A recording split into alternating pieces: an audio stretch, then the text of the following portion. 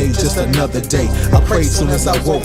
Never thought I'd be the victim of a paralyzing stroke.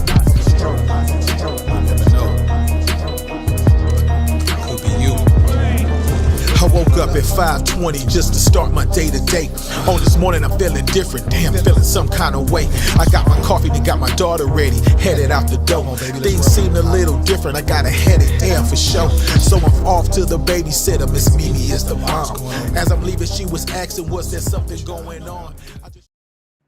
What's up, everybody? How you guys doing today? I'm your host, AVM Superhero. First of all, let's give a shout out to Mr. Doja for giving us this great introduction. Just another day. He's a stroke survivor from California, and he has blessed us with this great song that he has created for us. But now let's get into our show. Our show, Deaf Taught Us How to Live, Season 6. We are on episode number 2. Last week, we had Team AVM Superhero to start us off to let us know that we are dealing with Stroke Awareness Month, as well as Season 6 of Deaf Taught Us How to Live, where I get different stroke survivors, non-stroke survivors, people that had near-death experiences, as well as medical professionals speak to us. And today is no different. Today, I have a great guest, this lady that I've been watching for quite a while on TikTok, and I was interested and intrigued by her story.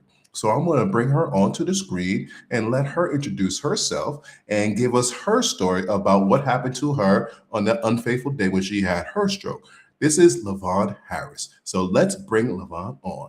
LeVon, are you there? Where you are, my sister? Where are you? Are you here? You are here. How you doing, LeVon? Good.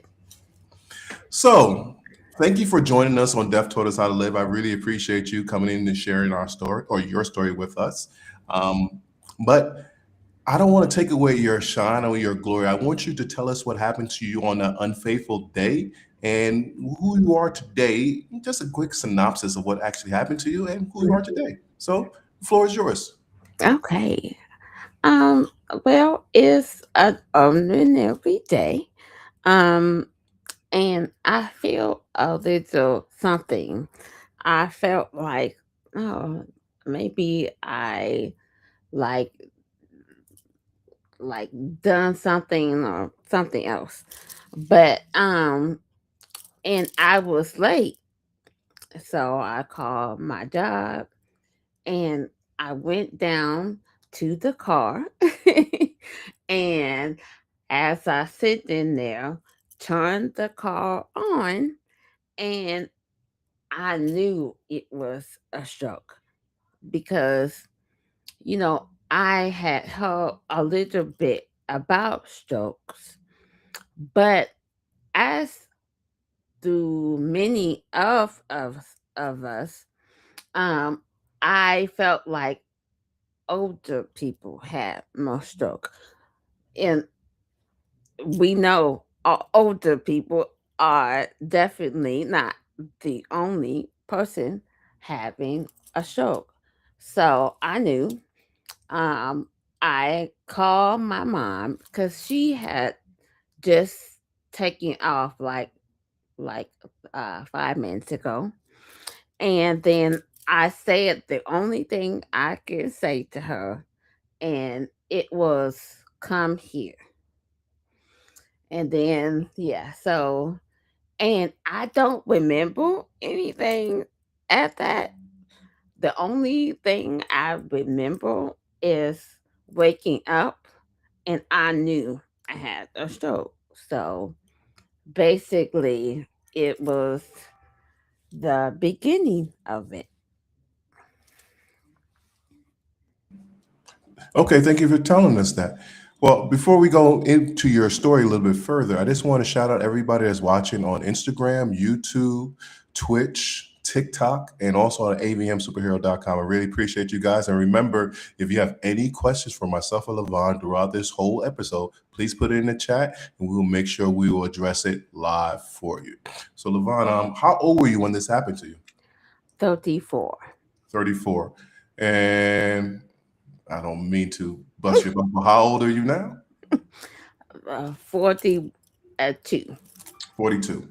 Okay, so that's about what, 8 years? 7 years. 7 years? Okay. Mm. Children? Yes, two. One just turned 18, and the Congratulations. other one is 12. Okay. So you are a young mother with young children Hmm. and you had a stroke. And you said something pretty interesting. You said you thought that only older people had it, but you learned that it is not just an older person type of disease. Yeah. Now, do you know what type of stroke you had? Hormone. Hold on. Hormonadic. Hold on. Hormonadic stroke. Hemorrhagic stroke? Yes. Thank you. You're welcome. And I think something just interesting just happened. I want to make sure that people understand that LeVon has what's called aphasia. Mhm. Is a condition that happens after you have a stroke. Some people get it. It's basically she knows exactly what she wants to say. She has it at the tip of her tongue, but her motor skills is not doing it. And I want you to notice what I did when I was speaking with her. She basically said, hold on, to allow her to articulate it the best way she could instead of me just jumping on top of it and helping her out. She's not looking for the help. She's doing it herself. And when she is done, that means okay, this is the best I can do. Now you can step in. So I want you to notice that people that is around stroke survivors that have aphasia, Hmm. we're not we're not unintelligent. We are intelligent. That our motor skills is not working as it was before. So please be patient with us. Am I right with that? Yes. So right. Okay. Okay. And I think that's a problem or a pet peeve that most stroke survivors have that have aphasia. People don't Mhm. understand that. It's like you want to argue with us, you want to fight us. And like, we're not trying to fight you. We're really just trying to get this information out. Do you want Mhm. to speak on that? Yes. Oh my God. So, you know, at first, I just, I just said, okay, I'm not going to fight it. But then I realized to something to myself. It's like, no, I am trying to understand and keep you from understanding me. And it's just hard, but not, it's hard, but if you look at the way you can break down sentences and like, hey, calm down. Okay, let me try again.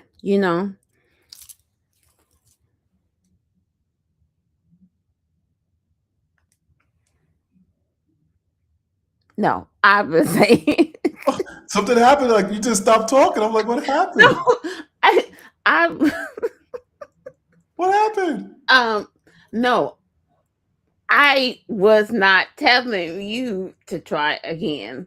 I was telling the person. Sorry. I'll come out. I'll come up. Finish your story. I'm sorry. I'm sorry. I'm sorry.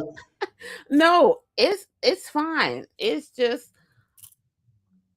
I have um a big um like hmm I have a big thing that happened, and I was like, you know what?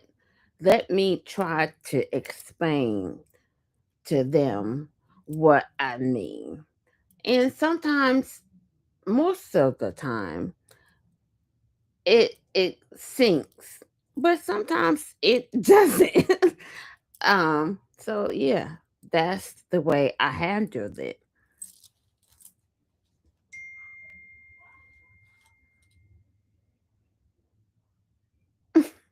I'm done. Now I could come in. See, now see, you said you're done. So now I was giving you a chance. I was gonna let you talk. Now you tell me you're done. So now I can come back in. Okay. But we laugh about it, but this is so serious. And I think people don't really understand how much that could hurt a person that has aphasia.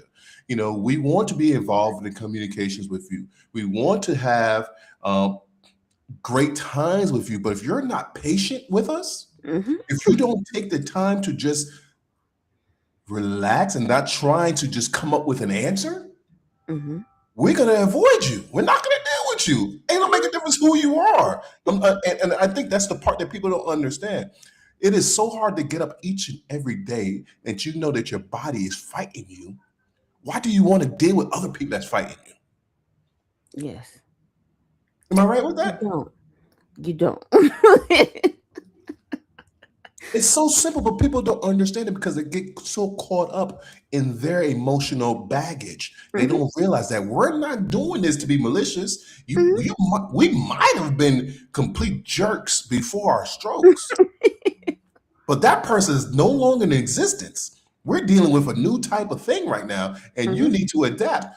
If you can't adapt, you got to get out of here. Yeah. Am I right? Yes. Yes. Okay. And it took me a while to learn that. It took me space and like having to look at myself and say like I deserve to be heard. So yeah, I'm finished. You better tell me each and every time because I'm not going to get on until you tell me. You think I'm playing? I'm dead serious. But that's the thing, What did you do for the people that's listening out there that they probably haven't got to that revolution and say, "Hey, I am worth it. I am worth that people can take their time and have patience with me." You said you came to that revolution. Something happened to you. What was that thing, and what do you tell other people that are struggling with that now? Well, I just think it was just one day I was sitting around and I'm like, I have something to say. um, when I was before my stroke, I talked like really, really bad.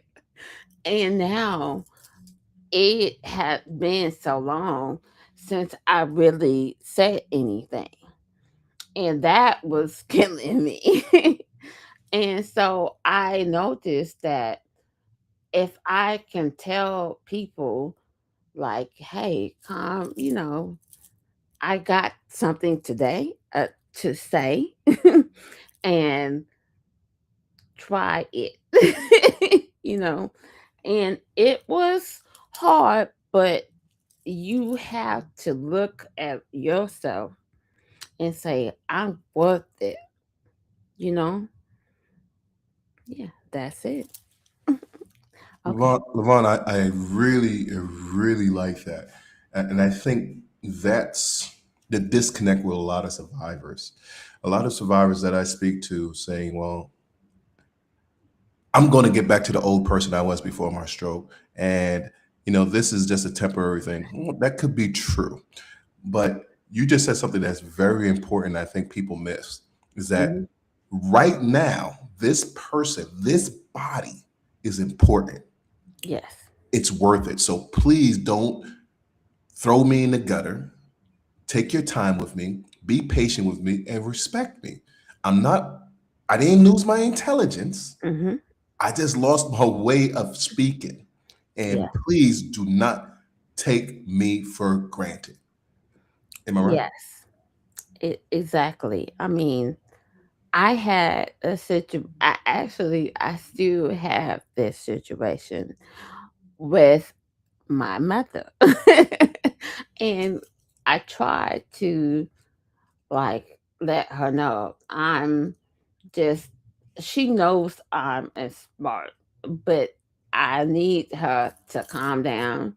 If I say something and got I got to stop, I got to stop. And then hold on and then, you know, and that was difficult. I mean, that was well, I have two mom, but that's another thing. But um, yeah, it's just something that you have to do, And a lot of people told me that their mom or dad, they had some problems because you speaking to them all of your life. So yeah, I think that was it. So, Levon, you every time I come off the screen, you come up with something very interesting. Um, that part right there, dealing with family members, dealing with parents that don't understand it, because I have problems with family members too, Hmm. and they don't know how to speak with me. The problem that I have now, I don't have aphasia, or I might have a slight aphasia, but it's not that pronounced. The problem that I have now is that people don't believe me when I say I cannot do this. Like, well, you did it yesterday. Like, yeah, that was yesterday. Today is not a good day. I just can't do it. And I need you to respect that. And they think that I'm trying to be disrespectful to them, especially the older generation. I'm like, Yeah. no, I'm not trying to be disrespectful to you. Even though I know my stroke happened 8, 9 years ago, Hmm. the effects of it is still here. Yeah. And it hasn't gone anywhere. And I try my best. And it's Levon, and please tell me if I'm off on this, but this is the wildest thing for me. Hmm. People will tell me, I don't know if this happens to you. People will tell me, well, you acting like the stroke is what's making this happen to you, but you're not really that's not really bothering you anymore. That's been 8, 9 years ago. And I'm like, okay, yeah, okay. I don't know how you got that, but okay, I understand that. But then, but then there are certain things like I'm 6'3", 200 pounds. There are certain things like nobody will call me and say, "Hey, Greg, come you help me pick up this chair and Hmm. bring it up the stairs." They know that I can't do it because I'm a stroke Hmm. survivor. But Hmm. when it comes to things that they think I should do, they get upset when I say no. Do you have that problem? I have the same. Well, my right hand side is my affected side. And so, I mean, now I'm like, can't you see it?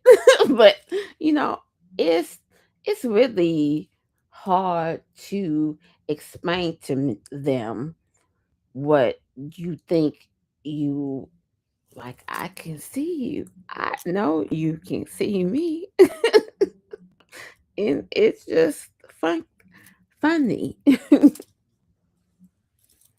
Okay. It's so hard. And, Hmm. and what I mean by that is we as stroke survivors have to explain to Yeah. non-stroke survivors what's going on. Like if you just take 20 minutes out of your day and do a Google search and say the different things that can happen to stroke survivors, then you will have a better conversation, better life with me. But if you want me as the stroke survivor to explain that I have brain issues and you think that I'm playing games, like why? Like that's the hardest thing I cannot figure out. Why do you think we sit up Hmm. every day just to annoy you? Yes.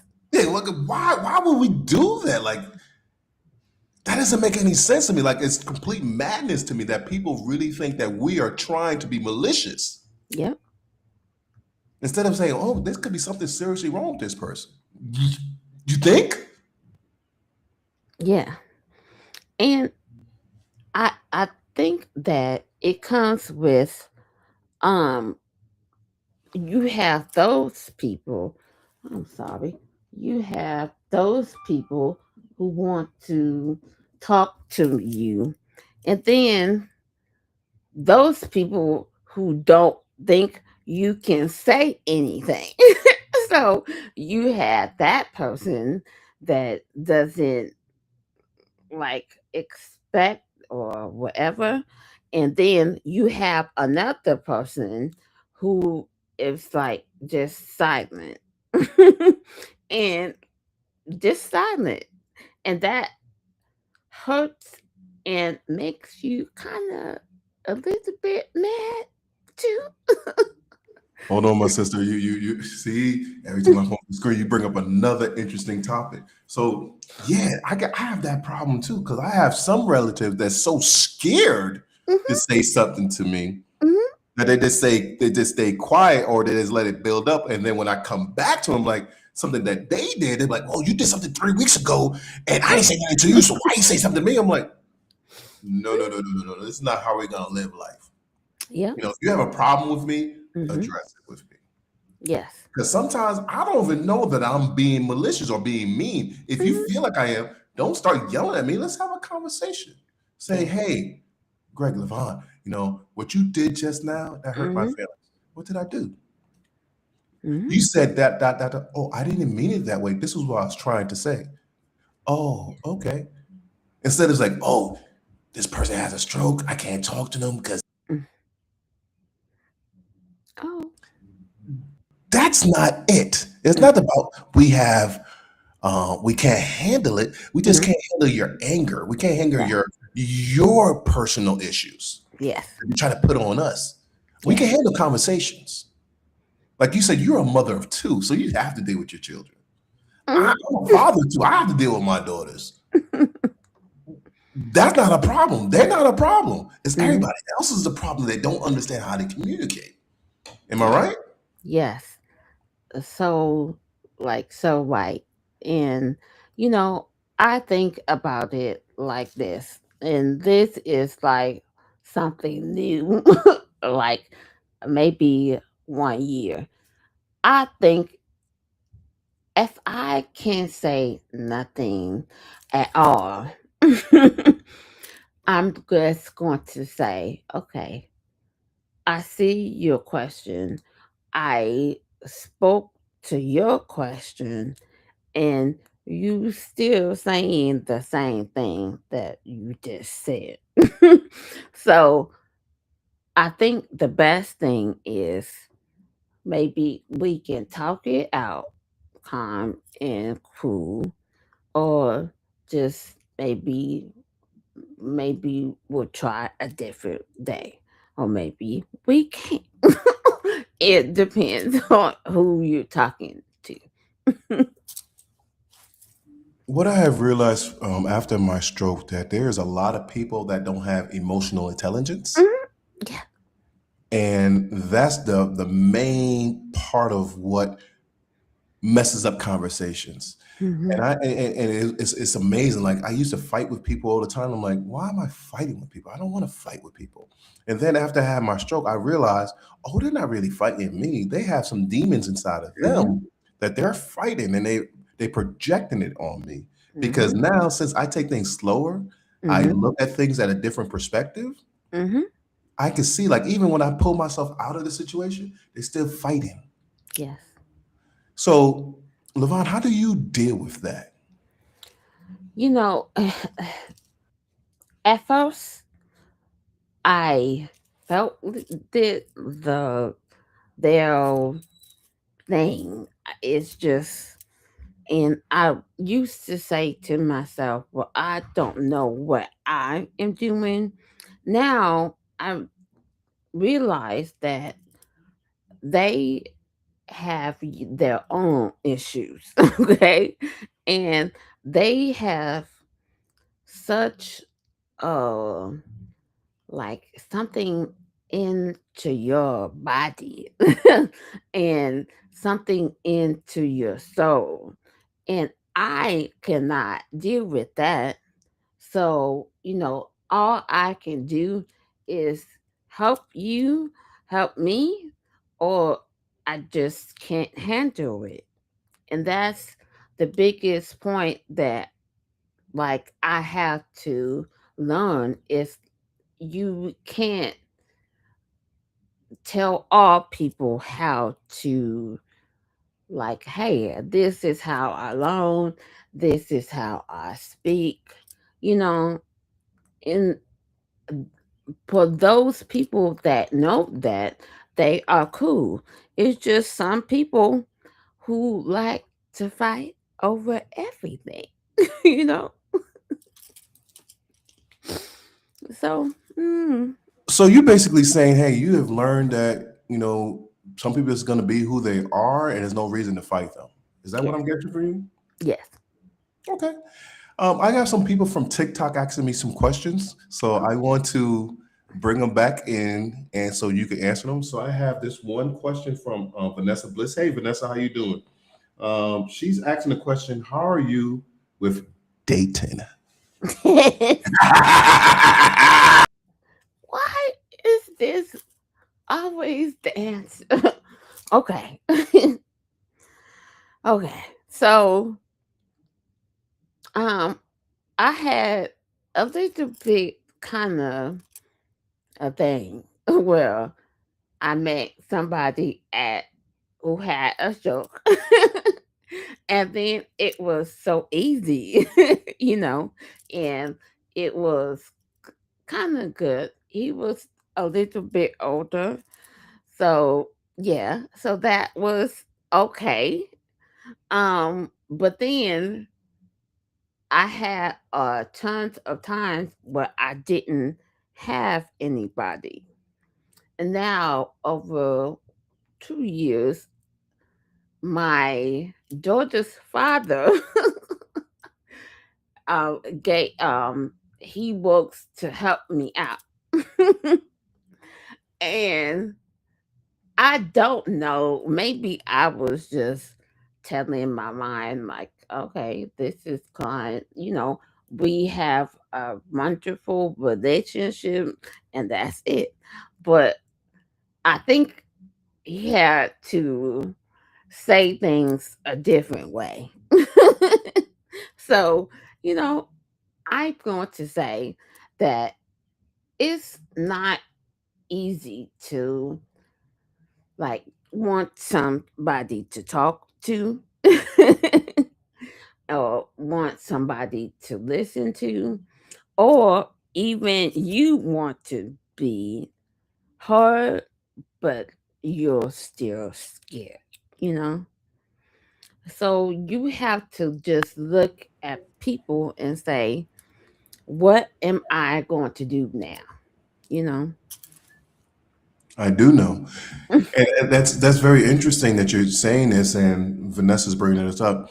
I since Vanessa brought it up, I'm gonna go a little bit further with you on this because I'm intrigued by your responses as well. The thing is that I don't know how to put this. I'm trying to be nice about it, but it's not mean to use. It's nice to other people that's out there that's watching us as stroke survivors. Hmm. People get caught up with looks. Hmm. Yes. And rare, I know for myself, I'm not really concerned about how I look. You might think of like, oh, you're a sexy, pretty, blah, blah, blah. I'm like, okay, whatever. But I'm more into, okay, how are we going to communicate with each other? How patient are you with me? Do you Hmm. really understand what it takes to date a stroke survivor? Yes. I do a lot to be good on camera, but I wake up in the morning, it's rough. And I don't think people understand that. Mm-mm. And the other thing is, and I'm pretty shocked, but also impressed that you date another stroke survivor. I don't know if I can date another stroke survivor because I know we have a lot of things to deal with. Hmm. And I know we have some very up days and very bad days. Hmm. And how was that for you dating another stroke survivor? Did that actually just say, first, yeah, I like it because you know what I'm talking about? And then you realize, like, ooh, just because you know what I'm talking about is not enough. Like, can you explain that for me? Okay.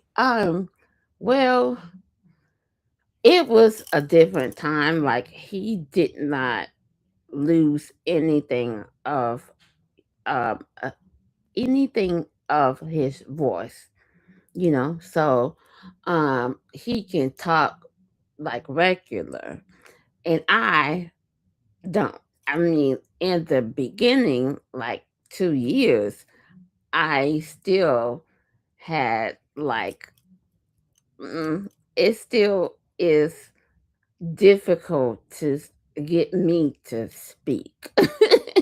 And I yeah, it was, but he knew about the stroke, and it almost felt like even though he didn't have talking, he could read my I he could talk with me. It's strange a little bit. But yeah, I did feel like it was a perfect thing, but you know, there you go. You also have to take this person and take the stroke out the way and then know how that person is right now. And it's hard. I get that. Hey Peter, how you doing? Peter's on TikTok. I just want to make sure we say hello to him. And Vanessa, I'm not done with LeVon yet with this question, so I'm going to ask one more question about dating. And Vanessa did say thank you for answering. Um, One other thing, Mhm. did your mind, and I'm saying this for other people to understand this, did your mind change after your stroke about how and what you want in a partner? Yes. Yes. Can you explain it? Um, you know, like the one woman man that I dated, um, he was good, but he was like it it seems like he didn't really know how to talk that much. Or and he did, but he didn't get me to talk as much. Um and that uh a issue.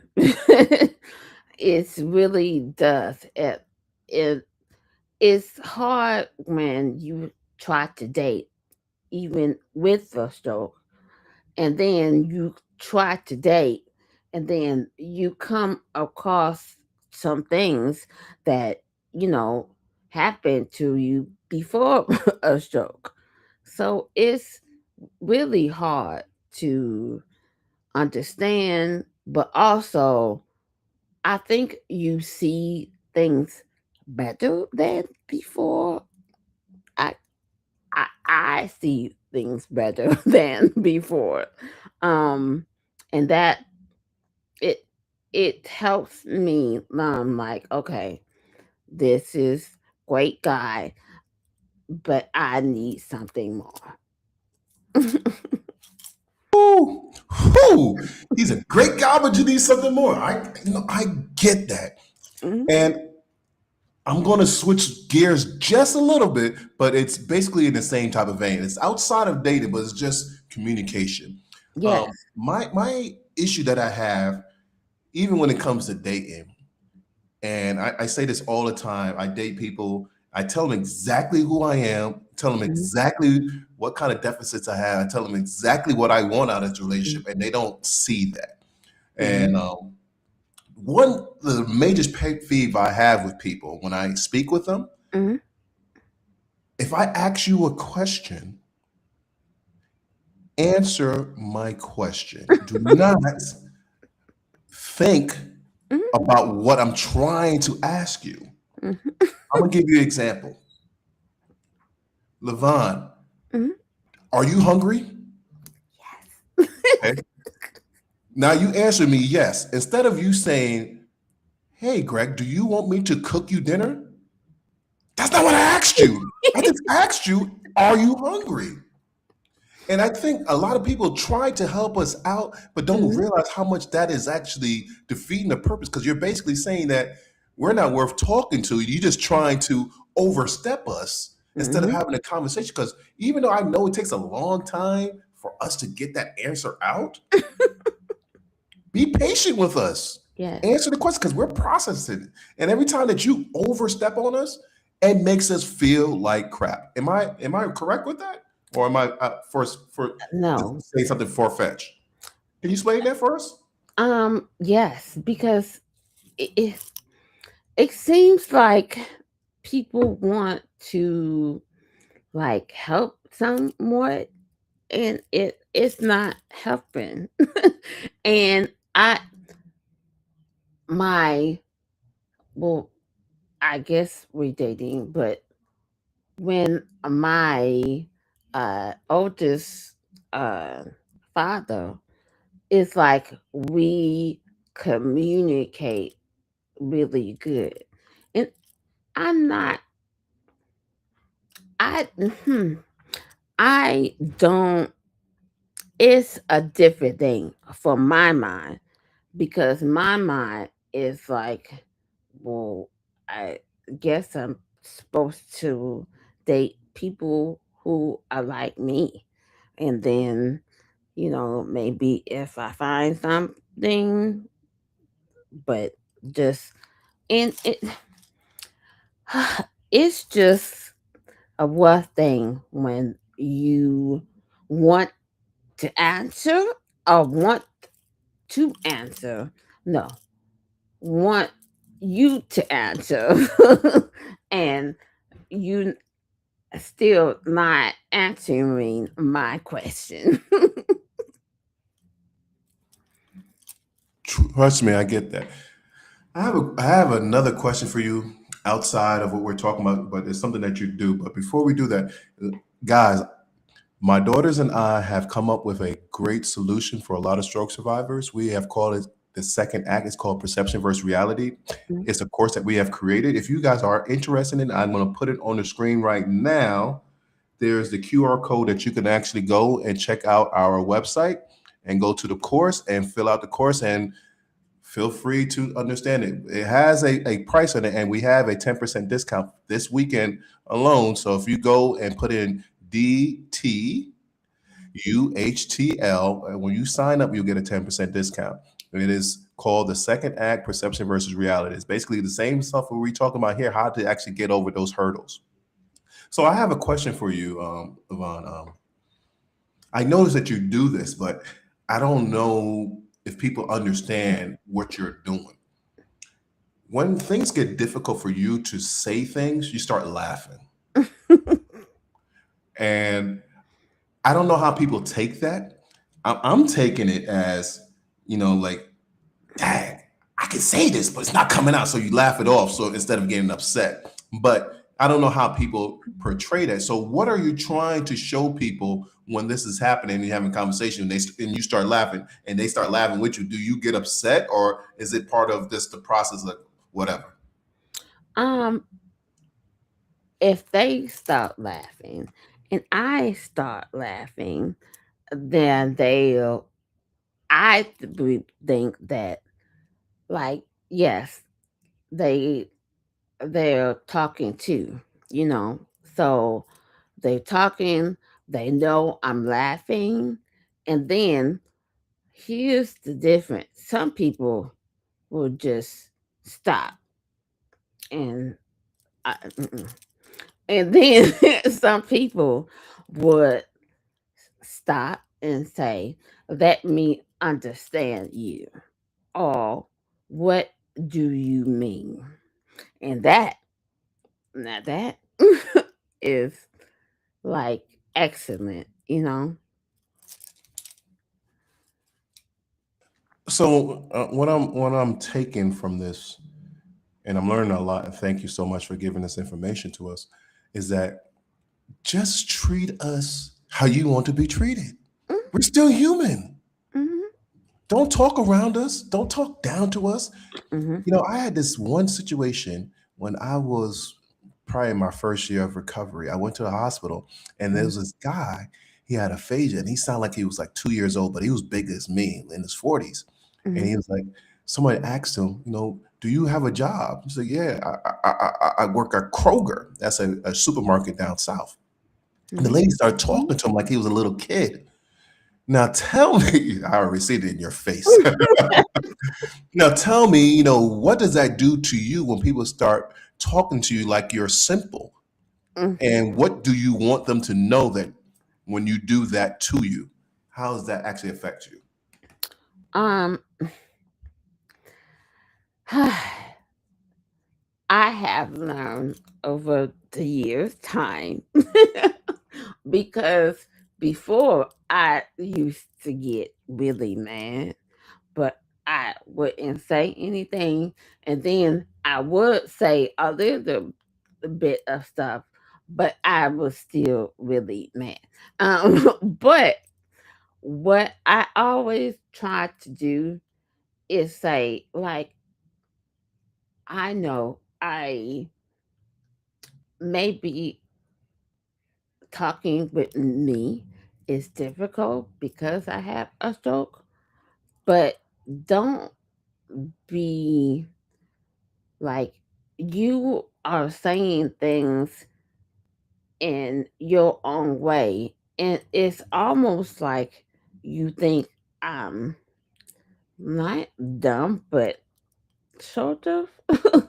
And I think that, you know, maybe I should say some things to you that I'm not stupid. I just have a problem with um talking the way you talk, you know?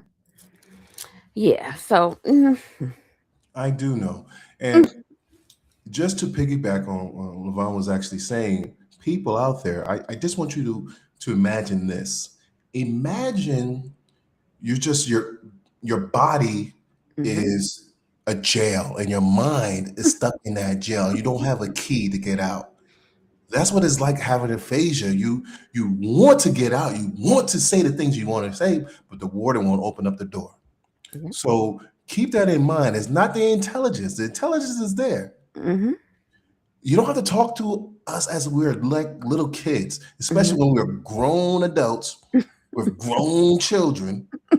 We are we are very capable of handling our lives. A lot of us go back to work. A lot of us mhm, handle life situations perfectly fine. It's just certain things that can't be done anymore yes, because it's mhm, locked away and we can't figure out the key. If we had the key, trust me, we mhm, would open up the door. But since we don't, be patient with us. All yes, right. I'm at the point of the show that we go to our hot seat questions. But before we go to the hot seat questions, I want to make sure that we get all of our questions answered. So if any question that we have on TikTok, mhm, any questions we have on YouTube, any questions we have on Instagram, this is your time to ask them while I'm asking my first hot seat question. So, Levon, what we're going to do here is ask you a few questions, mhm, and I'm going to give you time to answer it. And when you're done with the question or answer, just say, AVM Superhero, I'm ready for my next question. Then after that, I want you to close out the show. Every guest comes on our show and they close out, they say whatever they want to say, mhm. however they want to leave our audience with some type of impression. That would be your time to do it. So, Okay, Levon, are you ready for your hot seat questions? I guess I am. Yes, you are. So let's see. Let's bring up our first question on the screen. Mhm. First question is: what is one small win you'll never take for granted again? Ooh, taking something in like a cup and drinking from it, like without like drips or, I just remember that. Like something so simple when before I had a stroke.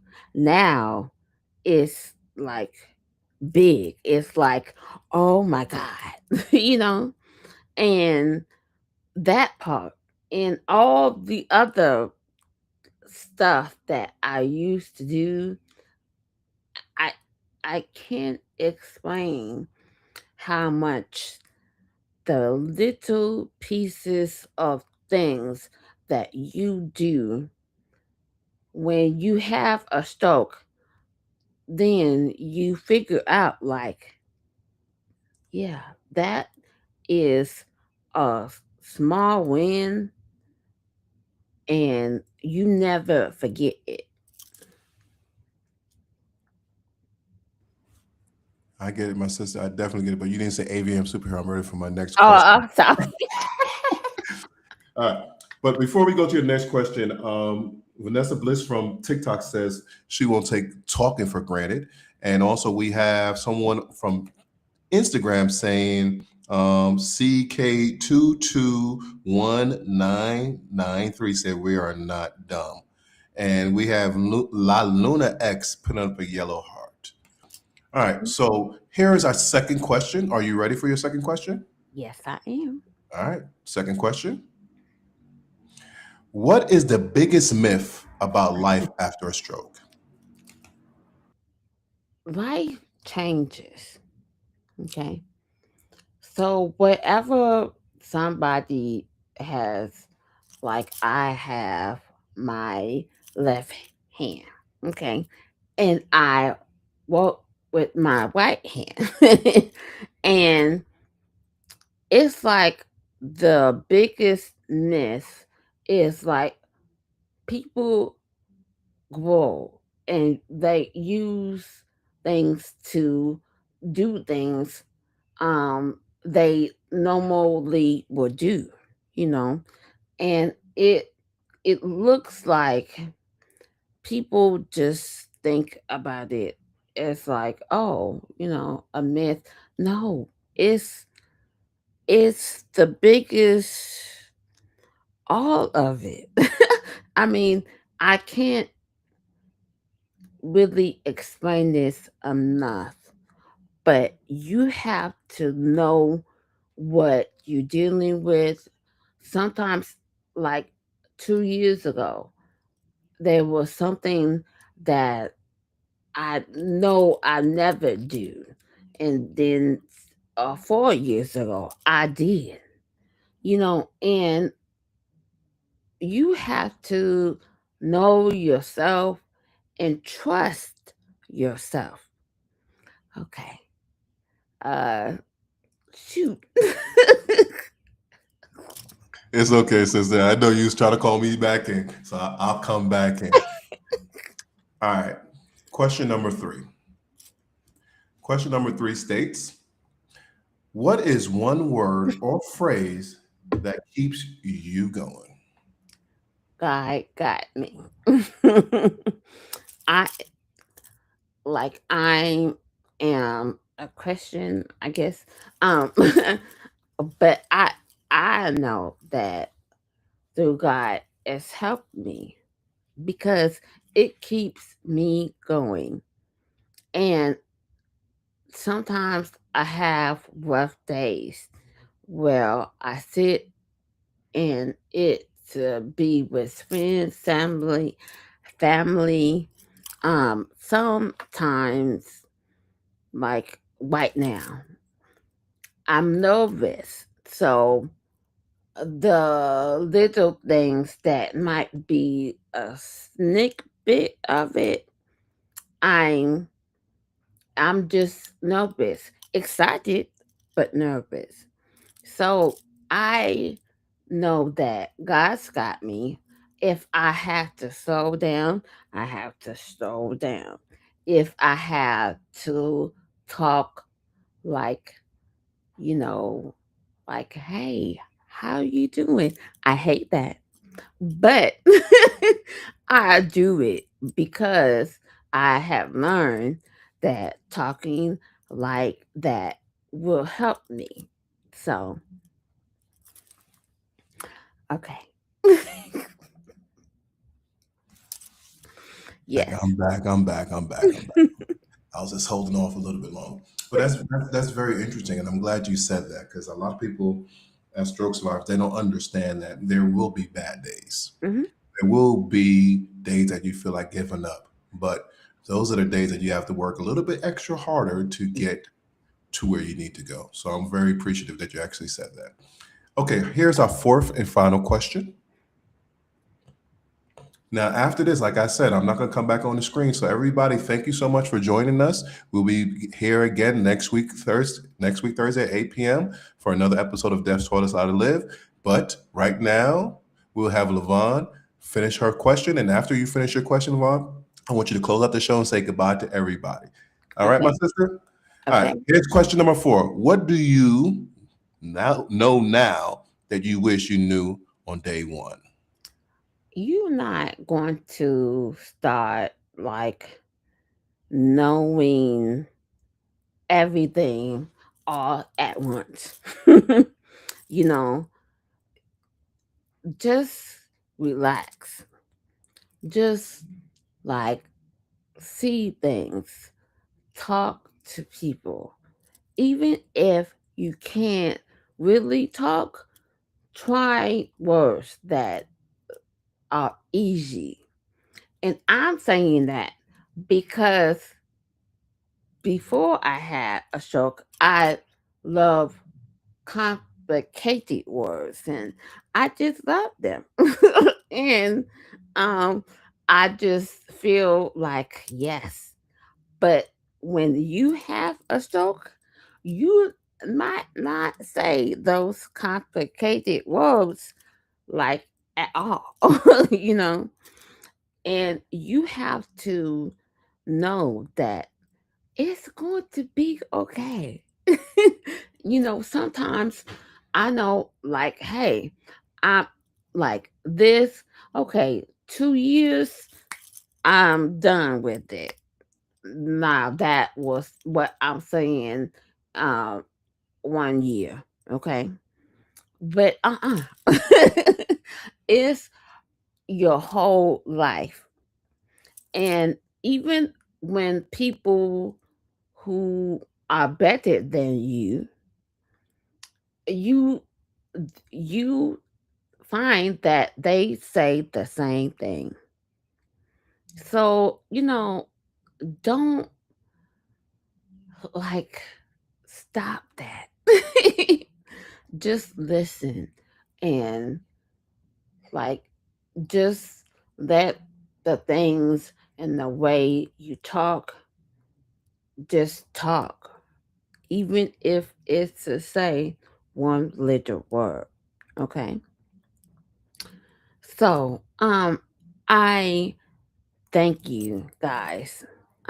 Because I had like the first year, I had a tremendous, um, like I was doing everything, but COVID happened, and that's the way and that like everything, it changed everything. But all I have to say is learn to grow. No, learn to like, hey, I didn't do that in 2 years. Okay, let's try it again. And I think that we look better and we feel better.